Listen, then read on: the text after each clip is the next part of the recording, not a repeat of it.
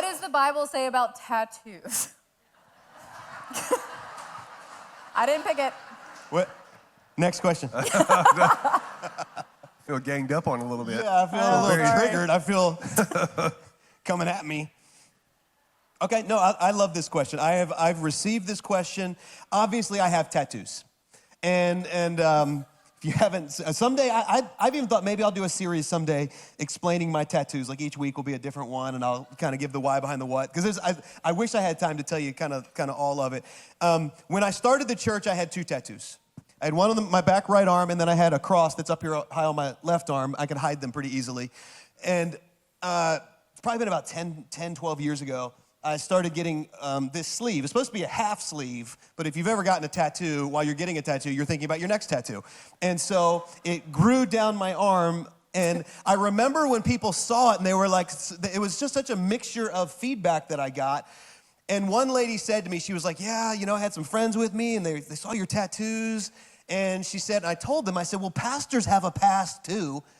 And I was like, she thought this was from my troubled past. And I was like, oh, no, this is a work in progress. Like, please don't think that I got this in my, sowing my oats days.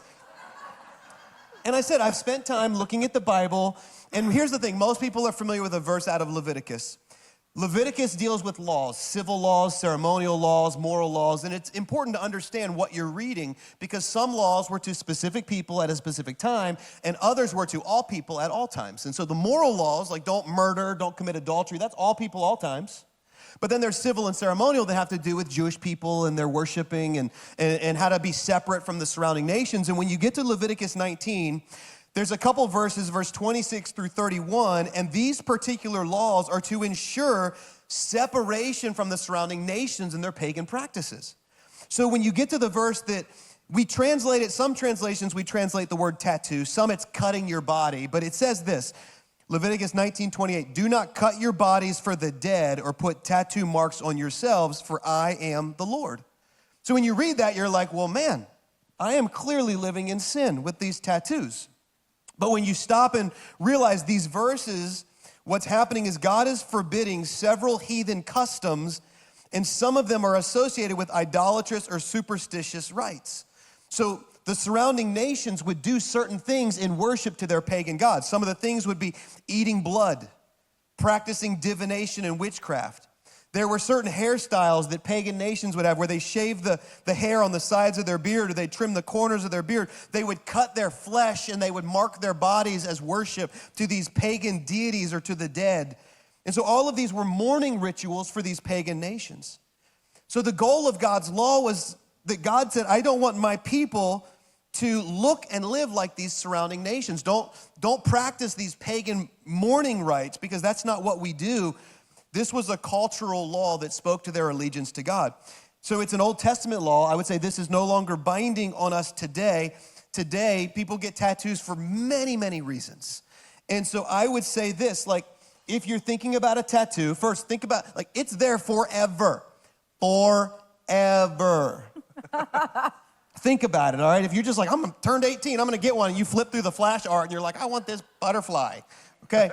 Think about it. Think about where it's going. Think about, is it going to look like a butterfly in many, many years? People are like, aren't you worried about what this is going to look like when you're 80? I'm like, look, I'm just happy to be here at 80, okay? I'll be like, well, this used to be a lion, and this was a bridge, But here's what I would say. Just don't tattoo yourselves in worship to a pagan god, and you're okay. That's good. You're okay. That's good. I've had some say, but your body is the temple of the Holy Spirit. I'm just adorning my temple. Adorning the temple. That's right.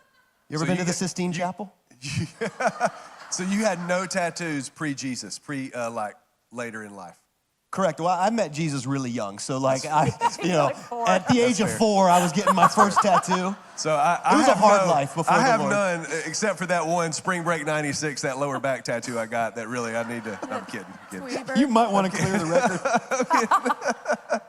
So this is one of those topics for me that when I look through the Bible and there's not a lot there, like Pastor Jeff read the verses that are there, I'll go to the wisdom verses. Like, what does wisdom say? Like, you read 1 Samuel chapter 16, verse 7 is one that I kind of camp out on, especially having like a daughter that's a teenager and another one that's young 20s. It says, people look on the outward appearance, but the Lord looks on the heart. And so as long as our heart is staying tender towards the Lord and focused on him. Now the flip side of it is that while people do, God does look at the heart, people do pay attention to the outside. So like for my kids, until you're gainfully employed, probably the neck tattoo of no regrets is not a good idea. You know what I'm saying? Like there's just some wisdom. I'm just saying, you just got to think a little bit. Just think a little bit. So that's where I would go with it.